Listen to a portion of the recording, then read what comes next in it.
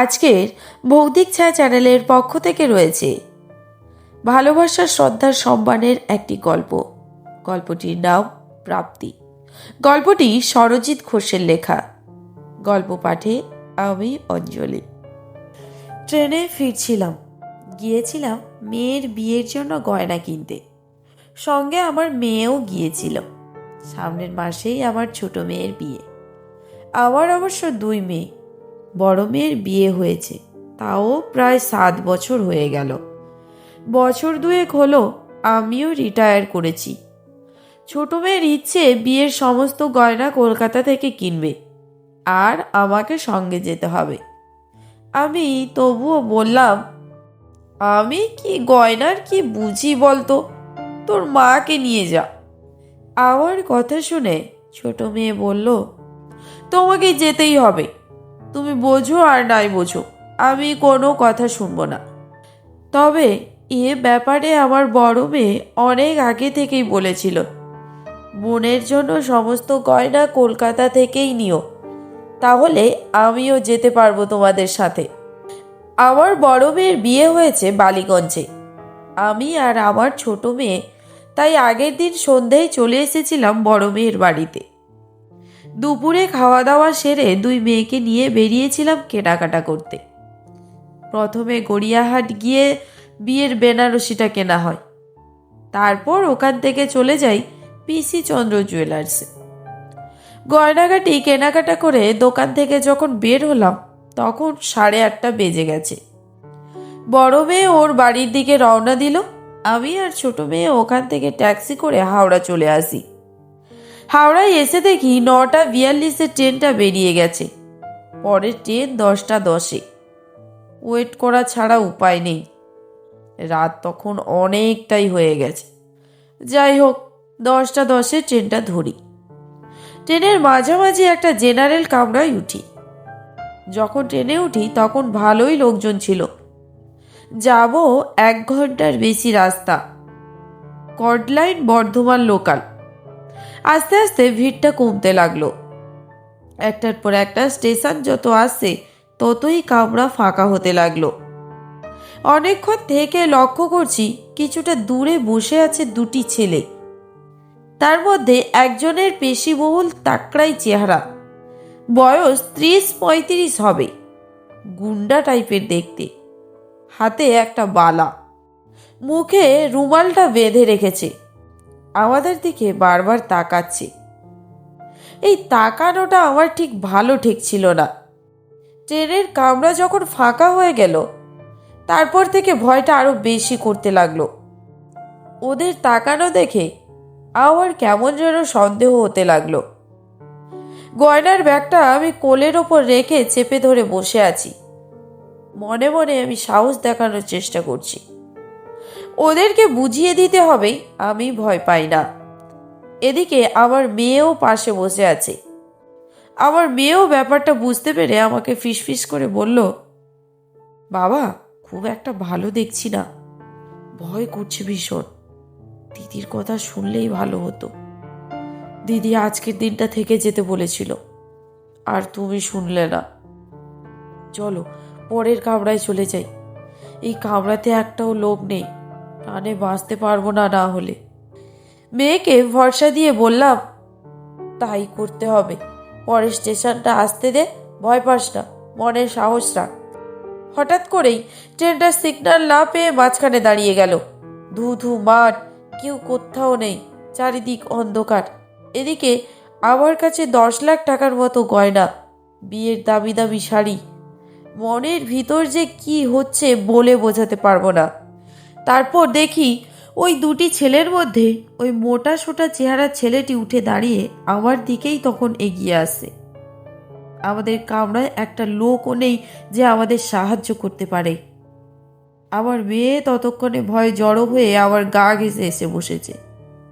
চিৎকার করব না কি করব বুঝে উঠতে পারছি না। যা হবে হবে, মনে সাহসটুকু রেখেছি।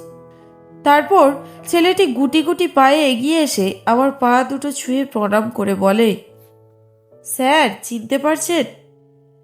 স্যার বলতেই তো আমি অবাক। আমি তখন মুখের দিকে ফ্যালফ্যাল করে তাকিয়ে আছি। স্যার, চিনতে পারছেন না? আসলে না চিনতে পারারই কথা। আজ কতদিন হলো স্কুল ছেড়েছি। আমাদের মনে রাখার মতো কোনো বৈশিষ্ট্যই তো নেই।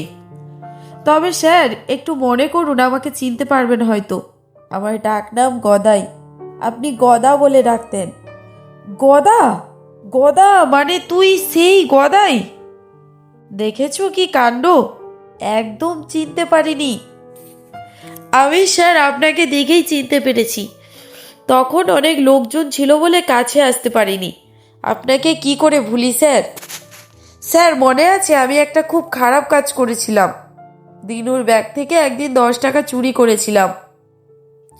আমি চুরি করেছি এটা জেনেও সবার সামনে আপনি আমার নামটা বলে দেননি। পরে আমাকে আলাদা করে ডেকে বুঝিয়ে দিয়েছিলেন আমি ওই কাজটা ঠিক করিনি। আমাকে শুধরে দিয়েছিলেন। আপনি সৎ হতে শিখিয়েছিলেন, মানুষ হতে বলেছিলেন। পড়াশোনায় ভালো ছিলাম না, তাই লেখাপড়া বেশিদূর এগোয়নি। কিন্তু সেদিন আপনার সেই শিক্ষা ভুলিনি। গদাইয়ের কথাগুলো শুনতে শুনতে সেই 20 বছর আগের স্কুলের ছাত্রছাত্রীদের মুখগুলো যেন আবার একবার মনে পড়ে গেল। মনে পড়ে গেল গদাই ঠিকই বলছে। চেহারাটা ভালো ছিল বলে আমি ওকে গদা বলতাম। গদা নামটা শুনে ও নিজে ফিক করে হাসতো তখন। সেদিনের সেই গদাই আজ কত বড়, অথচ আমি চিনতেই পারিনি। আমি নিজে থেকে জিজ্ঞেস করলাম, কি করছিস এখন? স্যার, একটা মারুতি ভ্যান কিনেছি, এখন ওই গাড়িটাই চালাই। বিয়ে করেছিস তো? না স্যার, বিয়ে করিনি। স্কুল ছাড়ার বছর 3 পর আমার বাবাও মারা গেল। আমার 2 বোন, আমি নিজে বোনেদের বিয়ে দিয়েছি। আর আপনি তো জানেন আমার মা যখন মারা গেল আমি তখন 6-এ পড়ি। তারপর তো বাবা আবার বিয়ে করলো। সত্যিই তো গদাইয়ের মা ছোটবেলায় মারা গিয়েছিল। আরও সবকিছু যেন ছবির মতো পরিষ্কার হয়ে গেল। কত দিনের কথা আজ সব মনে পড়ে গেল। তাহলে এখন বাড়িতে কে কে আছেন? আমি আর আমার মা। জানেন স্যার, কখনো মনে হয়নি উনি আমার সৎ মা। আমাকে খুব ভালোবাসে। আমি যত রাতেই বাড়ি ফিরি আমার জন্য জেগে বসে থাকবে। আমি বারণ করি কিন্তু শুনবেই না। বলে তুই ছাড়া আমার কে আছে। আমিও আমার মাকে খুব ভালোবাসি। পরের মাসে মাকে নিয়ে হরিদ্বার যাচ্ছি। আপনারাও চলুন না আমাদের সাথে। হ্যাঁ, নিশ্চয়ই যাব। আমার ছাত্র বলছে যখন, তখন তো যেতেই হবে। দূর থেকে মানুষকে দেখে অনেক কিছু ভুলভাল চিন্তা করে ফেলি। তারপর ভাবনাগুলো এলোমেলো হয়ে যায়। গদাই ফার্স্ট, সেকেন্ড, থার্ড কখনো হতে পারেনি।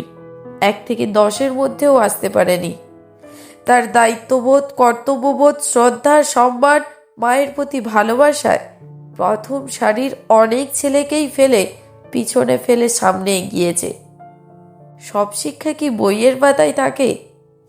জীবনের পাতায় অনেক শিক্ষা লুকিয়ে থাকে। কথাগুলো মনে মনে ভাবতে থাকি। এদিকে স্টেশন চলে আসতে দেখে গদাই বলল, স্যার নামবেন তো? সংবিত ফিরল গদাইয়ের কথায়। এক্ষুনি চলে এলাম।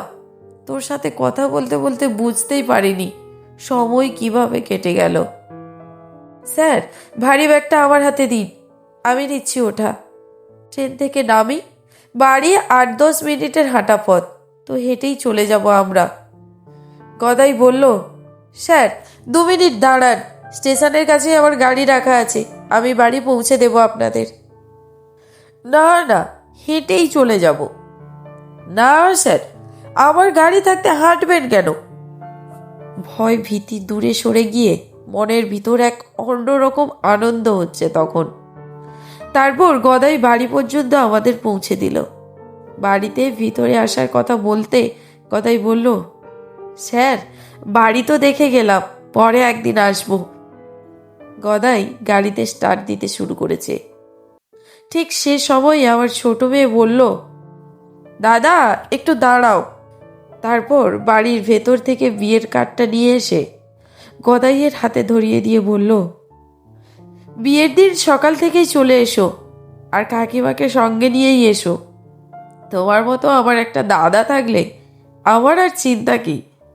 আজ থেকে তুমি আমার দাদা।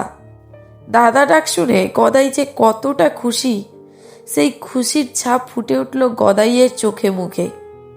গদাই হাসি মুখে বলল, নিশ্চয়ই আসবো, বোনের বিয়ে বলে কথা। জীবনে এও এক অনেক বড় পাওয়া।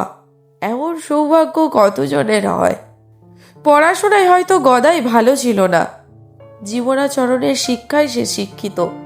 এমন কত গদাই আছে, তারা আজও শ্রদ্ধায় সম্মানে মাস্টারমশাই দিদিমণিদের অন্তর ভরিয়ে দিয়ে ভিতরটাকে নাড়িয়ে দিয়ে যায়। ভালো লাগায় নয়, ভালোবাসায় মনটা ভরে যায়। আমরা হয়তো ছাত্রছাত্রীদের সবসময় চিনতে পারি না, ছাত্রছাত্রীরাও কখনো ভুলে যায় না স্যার ম্যাডামদের। গাড়িটা স্টার্ট দিয়ে সামনের দিকে এগোতে থাকে গদাই। সম্মানের আলাদা একটা সুবাস তো আছেই, তাতেই আজীবন ভরে থাকা যায়। মাস্টারমশাইদের জীবনে এটাই বোধহয় সবচেয়ে বড় প্রাপ্তি।